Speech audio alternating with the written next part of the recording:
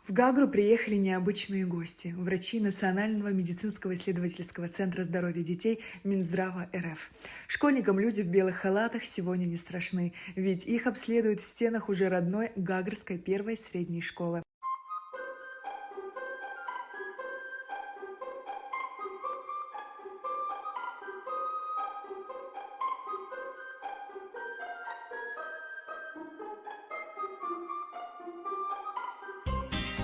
Медики выявляют у детей возможные проблемы со здоровьем и определяют дальнейшие меры помощи. Сначала берут общий анализ крови и мочи. Затем с результатами школьники идут на осмотр к узкопрофильным специалистам – хирургу, педиатру, урологу, офтальмологу, эндокринологу, психиатру, кардиологу и другим. Профилактические осмотры на территории Республики Абхазия мы проводим уже на протяжении 1,5 месяца.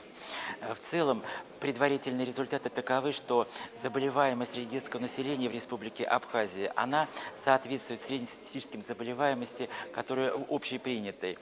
На первое место здесь выступают больше функциональные расстройства. Это болезни нашего социума. Это прежде всего значительные информационные нагрузки на детское население, которые ребенок испытывает, начиная с раннего возраста. Это телефоны, телевизоры, гаджеты. В связи с этим у ребенка страдает зрение, нарушение рефракции по типу гиперметропии и миопии. Это малоподвижный образ жизни. В связи с этим у детей возникает нарушение осанки, нарушение со стороны опорно-двигательного аппарата. В небольшом количестве, но тем не менее мы выявили так называемые орфанные заболевания. Эти дети будут взяты на особый контроль. Этим детям будет дана маршрутная карта, где они могут получить в соответствии с этой маршрутной картой самую высокотехнологичную медицинскую помощь. В течение недели в Гагре будет работать бригада из Воронежа. Она оснащена мобильным комплексом для развертывания профосмотров. Детям проведут ЭКГ, УЗИ сосудов головы и шеи. За день они смогут осмотреть 130 детей. Психическое состояние осмотренных удовлетворительное, без каких-либо нарушений, отмечает врач-психиатр Марина Рудиченко. Замечательные детишки, все здоровые. В их 6-7 лет они должны знать фамилию, имя, отчество, сколько им лет, когда у них день рождения. Кто-то больше рассказывает, кто-то меньше. В основном больше от родителей идут жалобы, если они есть. В данном случае все хорошо. Диспансеризация занимается выявлением патологии.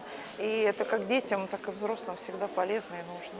Родители с большим удовольствием приводят детей на диспансеризацию, ведь все проходит прозрачно в их присутствии. В обществе бытует мнение, что многие боятся осмотра, опасаясь профилактических прививок или вакцинации. Однако все это миф, отмечают как специалисты, так и молодые мамы. Нечего бояться вообще, потому что дети восприняли очень хорошо, они спокойно, им это даже интересно, они подходят к каждому врачу, им интересно, что там происходит. У нас не каждый раз есть такая возможность, и поэтому я увидела еще в Инстаграме у врача, у нашего педиатра, она писала о том, что многие родители отказываются от диспансеризации, и она писала, она говорит, я знаю этих многих врачей, я с ними даже сотрудничала где-то, почему отказываются, мне удивительно, потому что к этим врачам получается большие очереди, и не всегда люди могут попасть к ним, а у нас есть, получается, возможность к ним попасть, во-первых, сегодня бесплатно, во-вторых, не у каждого родителя есть такая возможность повести ребенка, чтобы он